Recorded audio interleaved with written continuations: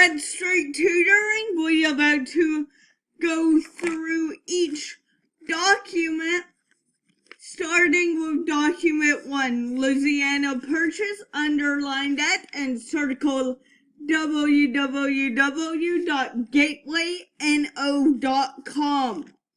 Let's go.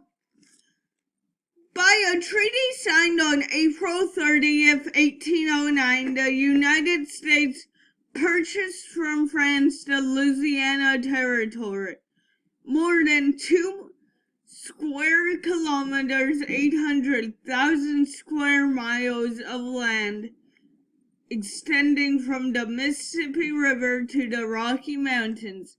The price was 60 million francs, about $15 million. 11,250,000 was to pay directly, with the balance to be covered by the assumption by the United States of French debts to the American citizens.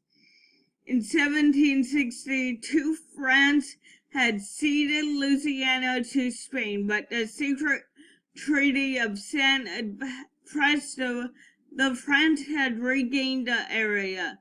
Napoleon Baptiste, the future Emperor Napoleon I, advanced a great French empire in the New World, and he hoped to use the Mississippi Valley as a food and trade center to supply the island of Hispaniola, which was to be the heart of this empire.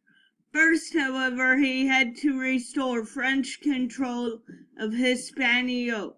The Haitian slaves had seized power. In 1802, a large army sent by Napoleon under his brother-in-law arrived on the island to suppress the Haitian rebellion. Despite some military success, the French lost thousands of soldiers, mainly to yellow fever, and Napoleon soon realized that Hispaniola must be abandoned. Without the island, he had little use for Louisiana. Facing renewed war with Great Britain, he could not spare troops to defend the territory. He needed funds, moreover, to support his military ventures in Europe. Accordingly, in April 1803, he offered to sell Louisiana to the United States. Pause this video, raise your hand to tell Mr. Daly you done, so we can discuss this document, and then turn back on this recording to continue on to document 2. Welcome back. I hope you had a great time discussing. We are going to move to the Lewis and Clark expedition. Who were Lewis and Clark?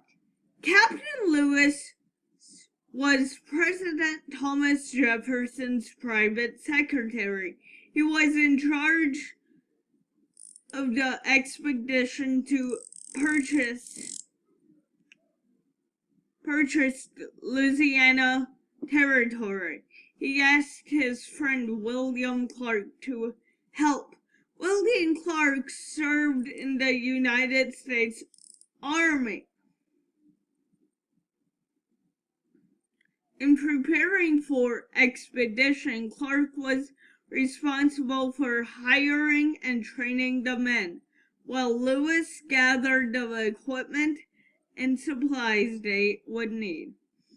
Setting off to explore, Lewis and Clark, together with the team of over 40 men, began their expedition to the city of St. Louis on May 14, 1804. They packed lots of equipment for their trips, including rifles, food, and warm clothing. They even bought lots of glass beads and trinkets so they could trade with Indians along the way. They started out traveling up the Missouri River. They had one large boat called a barge and two smaller boats called.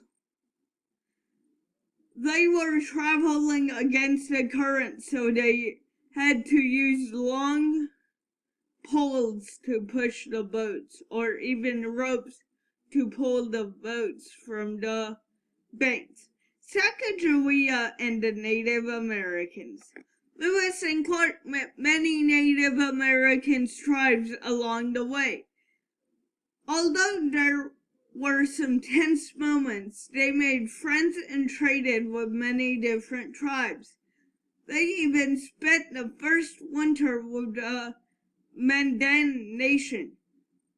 There they met a fur trapper named and his wife Sacagawea.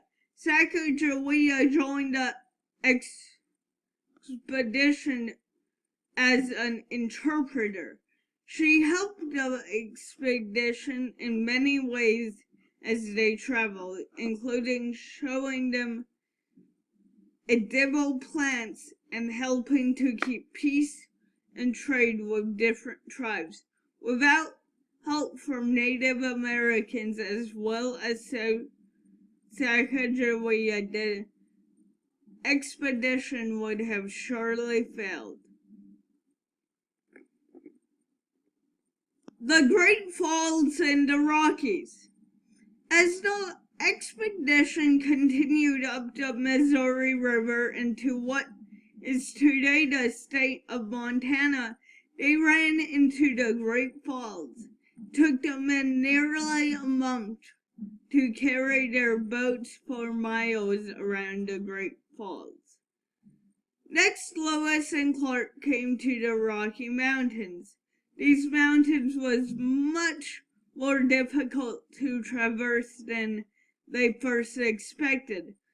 When they finally made it across the Rockies, they met the Nez Perce people who helped with food and shelter. The Pacific Ocean was in November in 1805, around a year and a half after leaving St. Louis, that they finally reached the Pacific Ocean. They stayed that winter near the ocean and started home in March of 1806. It only took them around 6 months to the return journey.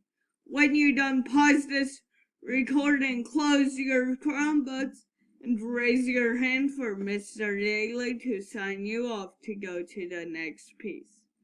Thank you for watching. Have a great day.